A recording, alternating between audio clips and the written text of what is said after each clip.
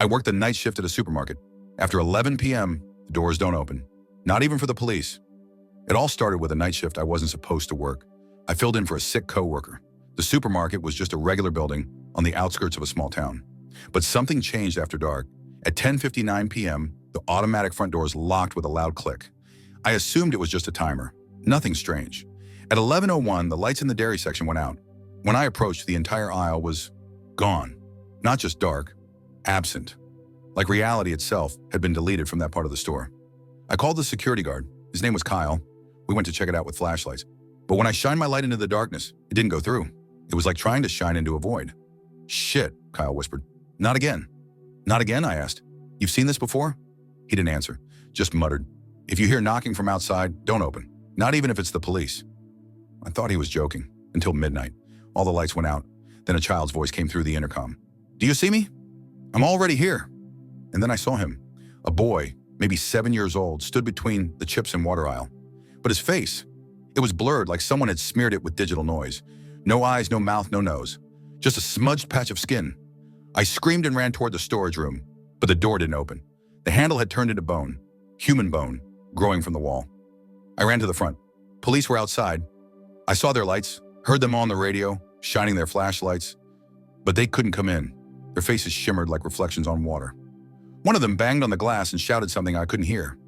Then Kyle pulled me away. "That's not them," he whispered. "If you open the door, no one will ever find you again." We locked ourselves in the staff room. We heard something walking through the aisles, licking the floor, chewing through plastic, bones snapping. Then a knock at the door. "I know you're in there," the voice said, a child's voice, but deep, ancient. I covered my ears. Kyle grabbed a knife, but nothing happened. Morning came.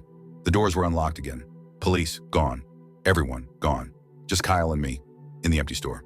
He disappeared the next week. 11 p.m. shift, never came back. I quit.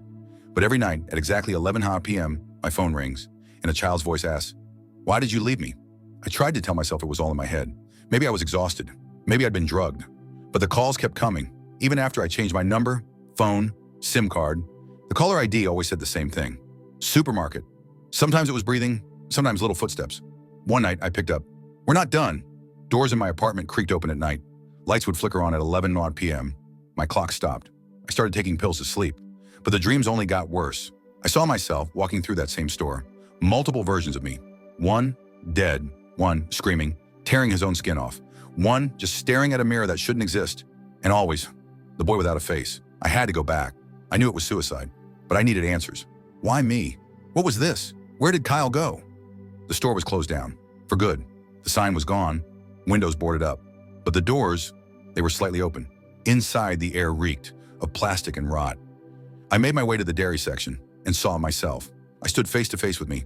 Pale, thin, eyes like black pits. My copy raised a hand and said, "It's your turn now." "What?" "Someone has to stay, or he won't go away. He attaches." Then the boy emerged again. But now, he had my face. My double disappeared. Only me, the boy, and the mirrors remained. Mirrors that started appearing all over the shelves. In each one, I was different. Old, dead, pierced, smiling maniacally. "Choose who you'll become," the boy said. "Well, what?" "Stay, or bring someone else instead." I finally understood. I had to find another employee. Someone who didn't believe. Someone who would step inside the store and never come out. Because if I didn't, I never would either. I couldn't take it anymore. I isolated myself, barely ate. Every night at 11 p.m., knocking on the door, whispering from the walls, the boy's voice in my head. I went back one last time, this time with an axe. I was going to burn the place down, destroy the source. But when I arrived, the supermarket was gone. Just an empty lot, charred earth, metal fragments, no building, no doors. Then I saw them, the boy and Kyle, still alive, but not quite, skin like dried paper, white eyes. He pointed at me. "We're not tied to the place," the voice echoed in my head. "We're tied to you." The ground disappeared. I fell, endlessly, until I opened my eyes, back in the supermarket. But it was different now. The shelves rotted, the ceiling dripped with blood, the packaging breathed like lungs. The dairy aisle was a black portal, crawling with figures. Kyle was behind the register. "You're here now," he said. "I'm free." He vanished. I screamed, pounded on the doors. Cameras followed me. Lights blinked. The intercom came alive. "New employee registered. Welcome." I realized, it will never end. If you're reading this, it means I found a way to share the story. Maybe you're dreaming about the store too, hearing knocking at night, getting calls at 11 p.m. Don't answer. Don't go there. Because once you clock in, you don't clock out. And the store, it appears wherever it's needed. If you're looking for it, it's already looking for you.